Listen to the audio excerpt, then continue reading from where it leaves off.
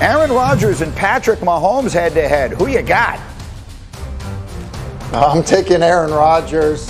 He's just playing at a ridiculously high level now. It doesn't matter if half his receivers are out because of COVID or he loses his tight end.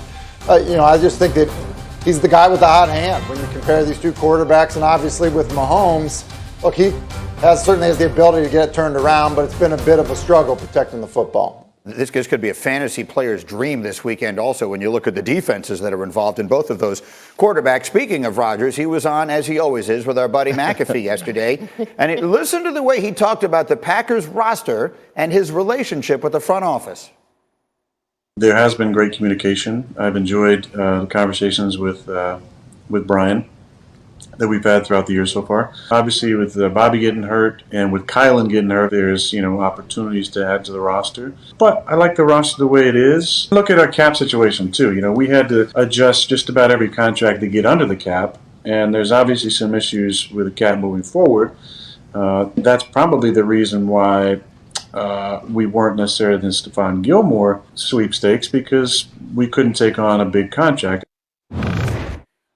Okay. And this is, did he say Brian? Did I hear him say Brian? Yeah. Brian. So he said his name. He said Brian Gutekunst's name. This feels like a very big story. Feels like He's talking like the general manager of a football team. He is. He literally is. He is co-GM of this team, and this is what he wanted. He wanted input. He wanted to feel loved and appreciated, and that his input was valued. Guess what? It is now.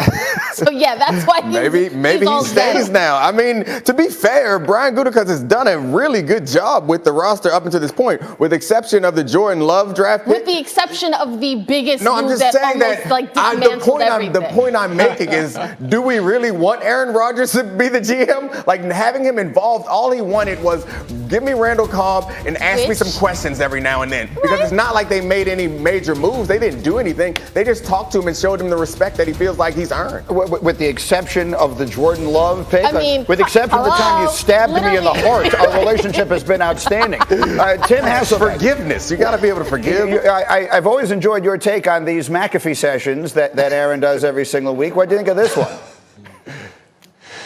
I thought it was significant, like it is every week. Pat seems to get something great from Aaron every week, and I think what's significant this time is really the last time we heard Aaron Rodgers talking about Brian Gutekunst, he was lighting him up right before training camp. And so now the fact that it's this situation where it's like, hey, we've had great conversations, it's kind of like, wait, hold a second, are you guys cool again? Like, does this mean all that stuff about maybe playing in Chicago wasn't the last time because you guys are friends again? Like, you guys are on the same page? So, listen, once again, Pat, I think, does an interview with Aaron that, at a minimum is really enlightening and maybe tells us even more than just being somewhat enlightening.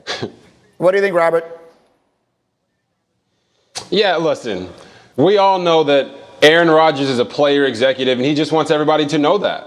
He has his weekly therapy session with McAfee, right? And then he goes out there and he's talking, and the way that he's talking, it does make you think that he's going to stay, right? His confidence is high. He's playing at a really high level. We all know that he owns the NBA's Bucks and he owns the NFL's Bears. So listen, Aaron Rodgers is just doing what he does. He's making sure people know that they are giving him what he wants. He wants to say, he wants influence. It's what he's always wanted, and he's getting that. I don't think I've ever heard a player talk like that about the GM, but now we know that Aaron Rodgers should be called Aaron Rodgers, the first of his kind, the player executive and player coach. Yeah. But I mean, I'm with everybody. I agree. I heard the tone. I heard him call him Brian, and we're in a good spot and all this stuff. Like, he feels good about it. But it was just last week when he said that he was never going back to Chicago. Like, with Aaron Rodgers, what I've noticed so far is that he has decided that he wants to be a reality show star. It feels like every week he gives us something worth talking about. I'm not mad at him. I like it. Oh, yes, you do. I'm not surprised. I won't be surprised if next week he's again calling him the GM and is upset about something that has happened. Brian has to walk a very fine line the rest of the way. All right, look, I mean, this is what we live to do. We live to watch McAfee on Tuesday and then come in here and psychoanalyze Aaron on Wednesday. Thursday, and pretty much that's where we stand right now with the Packers. They've got a fascinating game this weekend against Mahomes and the Chiefs. We're going to talk more about that one a little bit later. In the meantime, let's talk about a different NFC quarterback. That's your buddy Dak. He appears to be tracking to a return Sunday against Denver after sitting out last Sunday's win over Minnesota, resting an ailing calf. Here was Jerry Jones yesterday with more. We have every reason to think that he's on go. He should be ready to go. This will give him quite a layoff, concluding the bye week that we had. So we have every reason to think that he'll be on the field for.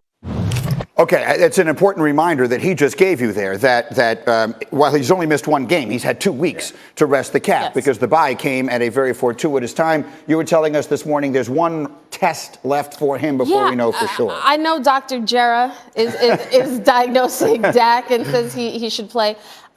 All indications are that's the case, except we have to wait until Thursday, Friday to really know how that calf responds to practice. Right.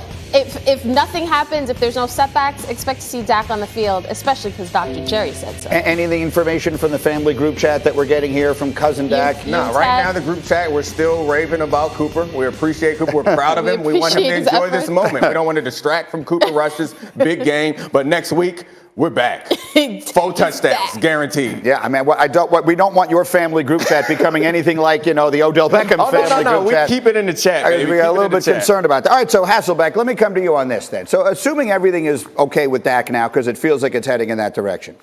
We got the Rams making the big move. We got Aaron Rodgers suddenly seeming like he's, chummy with everybody. We got Tom Brady doing his thing. We got the Cowboys looking as good as they're looking. Right this minute, the trade deadline is behind us. Who's the team to beat in the NFC? I still think it's Tampa Bay. Look, and not to say that the Rams can't beat them or the Cowboys can't beat them, but look, I think when it comes down, here we are sitting in the early November, like 2 months from now in a critical situation. Like, who are you trusting the most? And look, I'm still going to go back to Tampa Bay, even with all of their flaws, even with some of the issues that we've seen on the defensive side of the ball, like to get it figured out. 2 months ago, like we were just starting the season. We have a long way to go still. So just because somebody looks great right now, I'm not ready to say, hey, they end up being the team to beat right now. That's fair enough. A year ago today, if I had said who's the team to beat in the NFC, no one would have said Tampa, and they wound up in the Super Bowl. With that said, Neek, who do you think? I'm going with Dallas. I think that it's not about Dak necessarily because the top spot had the least suspense. 8-0 Georgia leading the way. That we all knew was coming. They've been on top of the AP poll the last 3 weeks. Number 2 is where the fun begins.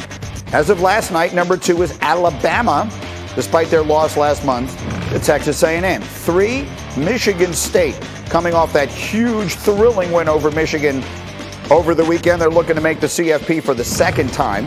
And then Oregon getting the 4th and final, for the moment, playoff spot. They're 6-1 with a loss at Stanford. They had that huge win against Ohio State on the road. Speaking of the Buckeyes, they're right behind at 5. They have a matchup with number 3 Michigan State in a couple of weeks. The big lightning rod, of course, was Cincinnati at number 6. They are number 2 in the AP poll and the coaches poll. And so Heather is there in Grapevine, Texas, where all this went down yesterday. And Paul joins us this morning as well. And obviously Robert, who covers college football for us. But Heather, as we look at it last night, what was the big story for the fans who were not paying close attention yesterday? What was the most important thing that came out of these first rankings?